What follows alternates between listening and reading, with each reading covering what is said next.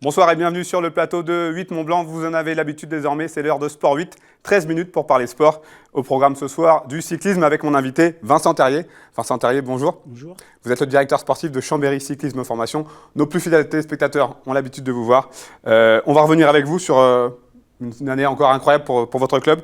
J'ai envie de dire, les années se suivent et se ressemblent pour le CCF. Se ressemble, oui, c'est un challenge perpétuel, on essaye de se renouveler et puis comme chaque année on fait des années exceptionnelles, il faut que ça progresse tous les ans, donc c'est de plus en plus dur. Cette année, encore une année couronnée de succès. Ben oui, puisque cette année on a eu quand même un succès qui n'est pas négligeable, c'est la victoire en Coupe de France et puis pas mal de records au niveau des victoires, donc voilà, effectivement c'est une super année. Question vague, mais assez vaste on va dire. Est-ce qu'il y a une recette pour arriver à de tels résultats ? Eh bien, malheureusement, si je la connaissais, j'écrirais peut-être un livre dessus.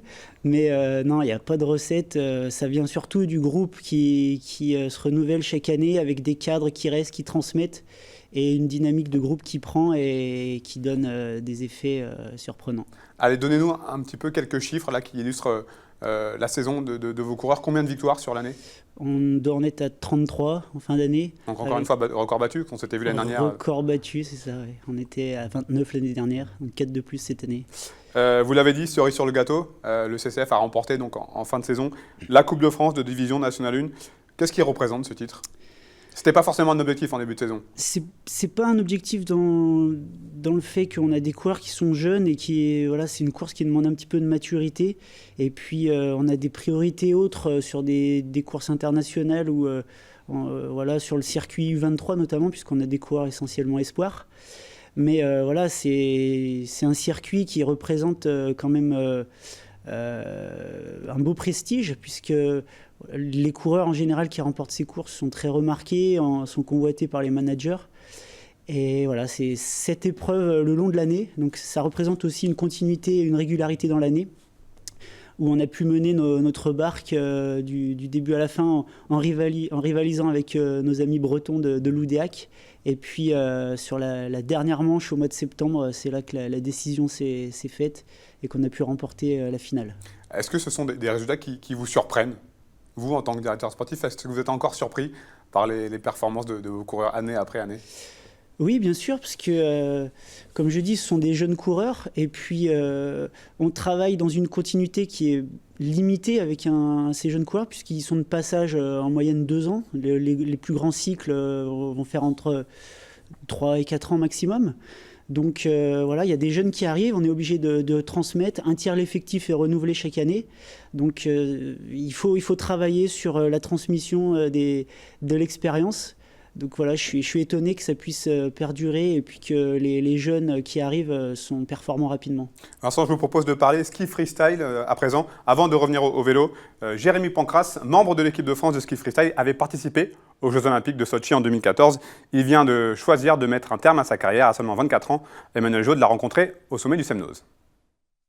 Ancien athlète des équipes de France freestyle, Jérémy Pancras a choisi d'arrêter sa carrière de haut niveau il y a à peine 1 an. Fraîchement retraité, il a choisi de passer au monde de l'image, une façon de mieux se conformer à ses valeurs, à sa vision de la montagne. C'est un plaisir qui est énorme quand on a un hélicoptère qui nous suit et puis des dameuses qui nous font des sauts, contrairement à aujourd'hui où on passe 5 heures pour faire un tas d'1 mètre. Mais ce que je me dis aussi, c'est que pour les gens, c'est quand même moins évident de se mettre à notre place, de se dire tiens, si j'ai la même paire de skis que lui, je pourrais faire la même chose parce que c'est pas tous les jours qu'on peut sortir son hélico pour se suivre dans son jardin. Donc c'est pour ça que j'aime faire des choses qui sont plus près de ce que les gens pourraient faire en prenant une pelle, 2-3 copains, une GoPro et puis produire leur propre contenu. Je pense que les gens ils peuvent plus facilement se rendre compte que c'est possible de faire ce qu'on fait avec juste un peu d'entraînement et puis de persévérance. Lui qui a écumé la plupart des stations de ski de la planète se recentre aujourd'hui sur le lieu de ses débuts. Originaire d'Annecy, c'est au Semnoz que sa passion du ski a pris forme. Et aujourd'hui, elle reste intacte, avec ou sans soleil, c'est l'inspiration qui compte. J'entends beaucoup de mes amis qui disent ouais, le Semnoz c'est trop plat, c'est pas marrant, il n'y a rien à faire. Et je sais très bien que quand on vient ici, on arrive toujours à trouver des petits trucs. Et du coup, avec les premières neiges qui sont arrivées là, cette semaine, on s'est dit avec tous les copains qu'on allait monter prendre nos pelles. Je suis allé à Castorama, j'ai acheté 5 pelles pour tout le monde. Et puis voilà, je pense qu'on peut redonner au Semnoz ses lettres de noblesse en prouvant que c'est possible d'en faire un terrain de freestyle, même si à la base on pense que ça l'est pas. Désormais très actif sur les réseaux sociaux, Jérémy Pancrace souhaite aujourd'hui devenir moniteur et ainsi transmettre ses acquis et sa passion aux jeunes générations. Alors, on souhaite bien évidemment bonne continuation à Jérémy Pancrace dans sa nouvelle vie. Vincent, on rappelle brièvement ce qu'est le Chambéry Cyclisme Formation. Donc c'est un centre de formation réserve de l'équipe AG2R La Mondiale. C'est un club de division nationale 1 avant tout, qui accueille un effectif de 15 à 16 coureurs âgés de 19 à 23 ans, qui ont un double projet, donc sportif pour le cyclisme, et puis scolaire. Donc tous nos jeunes sont étudiants, ont un parcours universitaire ou BTS, DUT, voilà. On imagine qu'en tant que directeur sportif, vous n'aimez pas forcément ressortir des coureurs du lot, mais cette année, il y a quand même 2 coureurs qui ont, on va dire, un petit peu cassé la baraque. On pense notamment à Nance Peters et à Benoît Cosnefroy, qui ont vraiment performé. Ce sont des coureurs qui sont arrivés à maturité. Nance a eu un parcours de 4 années au centre de formation.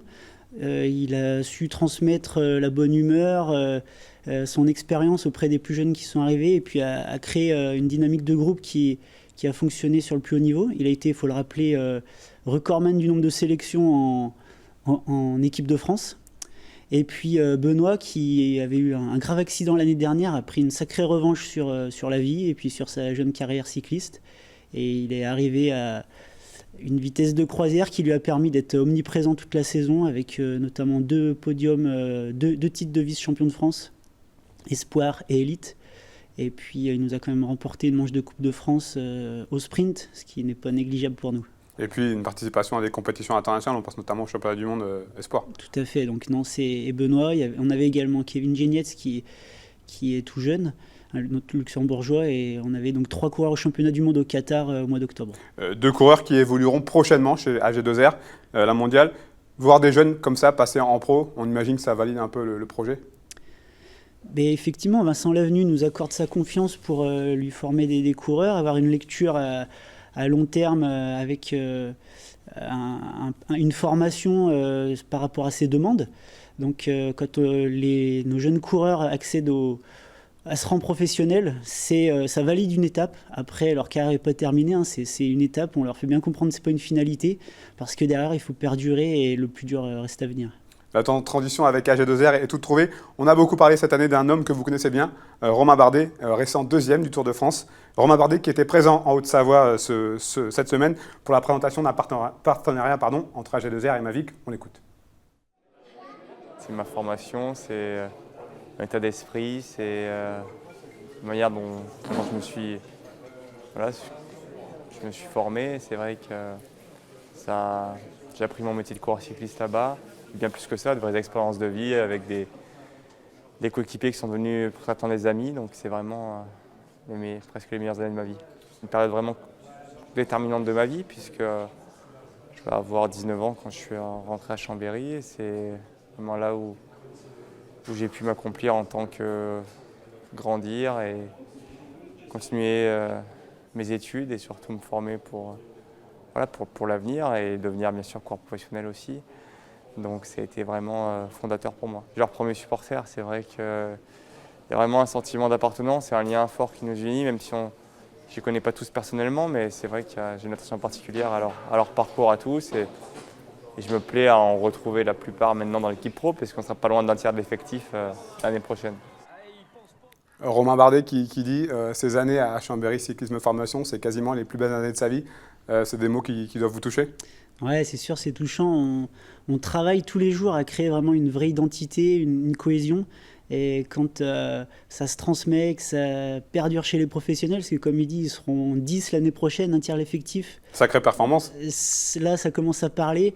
Et je pense que ça se retrouve aussi dans les performances de l'équipe pro, de retrouver ces jeunes qui ont eu un vécu, un passé commun et qui peuvent vivre la même chose au niveau supérieur. Vous qui connaissez bien Romain Bardet, quel regard vous portez sur sa carrière façonnée chez vous ? On va rester modeste, hein. Il a passé par rapport à maintenant sa carrière qui s'allonge, ça a été un court passage, mais il a transmis beaucoup par sa personnalité, son sérieux, son investissement. C'est quelqu'un qui sait se remettre en question énormément, qui est dur avec lui-même mais aussi avec son entourage du coup, et qui nous pousse tout le temps à nous renouveler et aller de l'avant. Sa performance sur le Tour de France, deuxième. On s'était rencontrés il y a de cela 2 ans, vous m'aviez dit qu'il peut aller plus haut. À l'époque, il avait fini 6e. C'est quelque chose qui vous a étonné, sa deuxième place derrière Christopher Froome? Ben, je pense que lui, le premier, était étonné. Hein. Ouais, on l'a senti un petit peu sur le podium final, sur les Champs-Élysées, un petit peu limite gêné d'être là. Ben ouais, je pense qu'il n'a pas été gêné parce que sa deuxième place, il allait la chercher à l'audace. Mais voilà, c'est sa marque de fabrique, c'est le panache. Donc parfois, ça se retourne contre les gens qui ont du panache et parfois, ça va payer au plus haut niveau. Donc voilà, il a récolté les fruits de son audace. Parlons un petit peu du Tour de France 2017, qui passera notamment par les routes du relais du Mont du Chat, une route qu'on imagine que vous connaissez bien. Oui, par ce versant, on l'a fait rarement. On va plus facilement monter côté Chambéry. Compliqué, donc, hein. Ouais, on est allé voir ce que ça donnait. C'est sûr qu'il y a des pentes vraiment raides. Et puis avec le passage avant du Grand Colombier, ça sera vraiment une étape difficile. Ce Tour de France 2017, est-ce que selon vous, c'est un tracé qui peut lui convenir à Romain Bardet? Alors pour l'instant, il n'a pas encore donné sa décision, savoir s'il faisait le Giro, le Tour de France, que le Giro, que le Tour de France. Mais est-ce que comme ça, en voyant le parcours, c'est quelque chose qui vous semble adapté à son profil? Bah écoutez, je vais pas parler à sa place, mais je pense que les étapes sont courtes, nerveuses, avec des pentes raides. Ça s'oriente effectivement pour les coureurs plus typés montagne. Il y a quand même des chronos, mais Romain a énormément progressé. L'équipe bosse là-dessus. Donc voilà, tous les feux sont ouverts. Allez, pour en revenir au CCF, l'effectif a pas mal bougé du coup cet été. Est-ce que ça veut dire que la saison 2017, ça sera une saison de transition? Non, on travaille dans la continuité, les cadres sont encore là. Benoît Cosnefroy, qui a signé son contrat pour le mois d'août, va donc faire une grosse moitié de saison avec nous. Donc voilà, il aura encore à performer chez nous, à transmettre. Et les jeunes qui arrivent, comme tous les ans, vont devoir apprendre le métier. Et puis on continue notre formation avec nos courses internationales, notre guide de Coupe de France. Voilà, le calendrier qui est fait pour les faire progresser, les faire évoluer au plus haut niveau. Merci en tout cas Vincent Terrier, vous féliciterez encore vos coureurs pour ce magnifique cru 2016. Merci pour eux. Merci pour votre fidélité à nos programmes, c'est terminé pour cette édition de Sport 8. On se retrouve lundi prochain, on va parler savate boxe française avec notre invité. Vous pourrez voir ou revoir cette émission sur notre site internet 8montblanc.fr. Passez une bonne semaine, bon sport à tous, au revoir.